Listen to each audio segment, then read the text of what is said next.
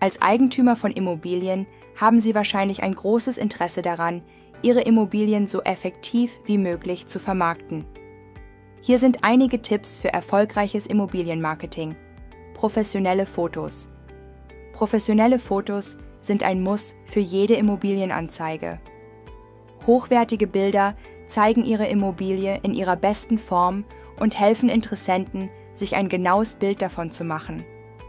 Beschreibung der Immobilie. Eine detaillierte Beschreibung Ihrer Immobilie ist ebenfalls wichtig.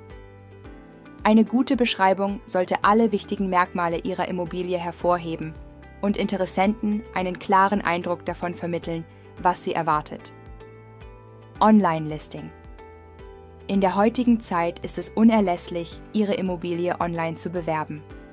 Sie können auf verschiedenen Online-Plattformen wie Immobilien Scout24, Immonet oder Immowelt Ihre Immobilie listen und so eine größere Zielgruppe erreichen. Social Media. Nutzen Sie auch Social-Media-Plattformen wie Facebook, Twitter und Instagram, um Ihre Immobilie zu bewerben. Hier können Sie Fotos und Videos teilen und Interessenten auf Ihre Anzeige aufmerksam machen. Mundpropaganda. Eine weitere effektive Möglichkeit, Ihre Immobilie zu bewerben, ist die Mundpropaganda. Sprechen Sie mit Freunden, Familienmitgliedern und Kollegen über Ihre Immobilie und bitten Sie sie, das Wort zu verbreiten.